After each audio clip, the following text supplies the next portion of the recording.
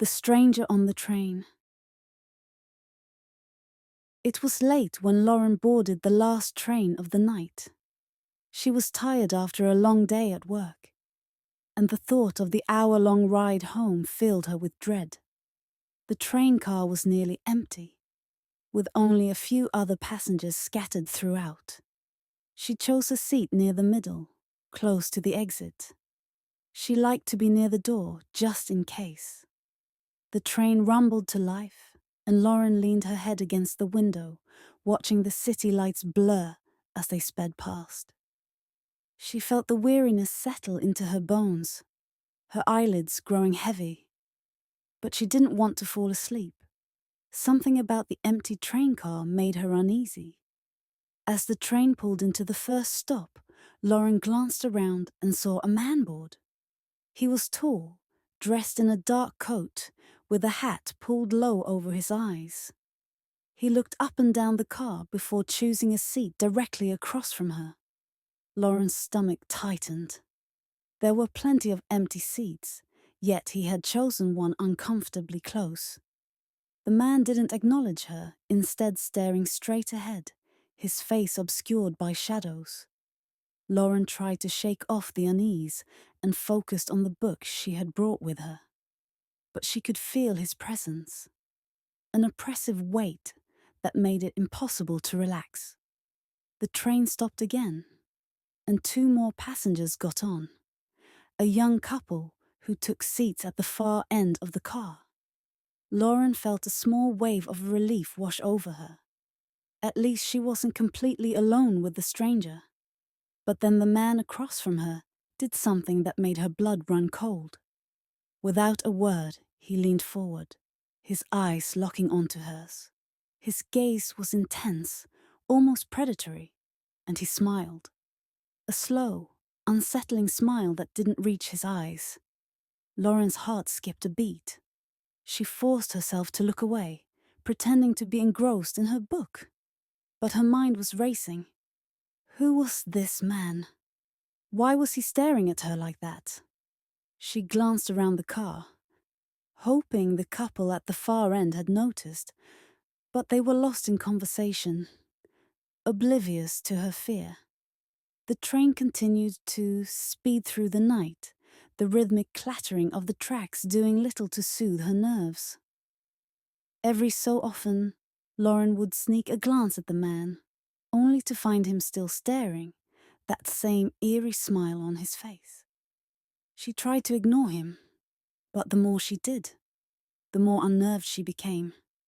Then, without warning, the man stood up. Lauren's heart pounded in her chest as he began to walk towards her, slowly and deliberately. She tensed, ready to scream or run. But to her surprise, he walked right past her, heading toward the back of the car. Lauren let out a shaky breath, but her relief was short-lived. The train began to slow as it approached the next stop, and she realized with horror that the young couple was getting off. They gathered their things, oblivious to her silent pleas, and stepped off the train, leaving Lauren alone with the stranger.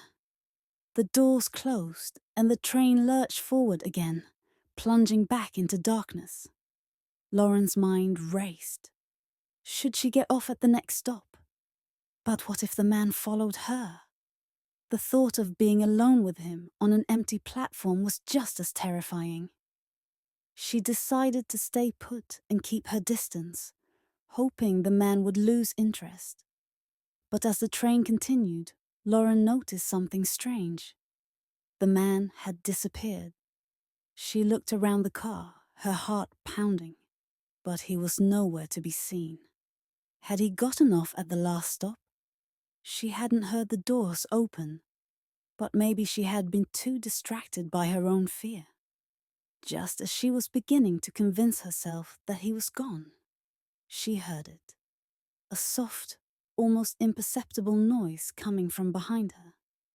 The hairs on the back of her neck stood up as she slowly turned her head. The man was there, crouching in the aisle just a few rows behind her, his eyes gleaming in the dim light. Lauren's breath caught in her throat. He was too close. Much too close. She bolted out of her seat, her heart racing as she dashed toward the door at the front of the car.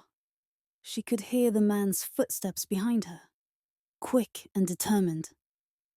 Panic surged through her veins as she slammed her hand against the door's button. But it wouldn't open. The train was still in motion. Lauren glanced over her shoulder and saw the man getting closer. His expression twisted into something sinister. Desperation took over, and she began to pound on the door, hoping someone in the next car would hear her. The train slowed as it approached the next stop, and Lauren's heart soared with hope. As soon as the train came to a halt, the doors finally opened, and she stumbled out onto the platform. She didn't stop to look back, didn't care if the man was still following her. She just ran.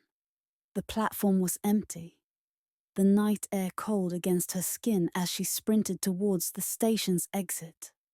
She could hear her own ragged breathing, the pounding of her feet on the pavement, but nothing else. Had she lost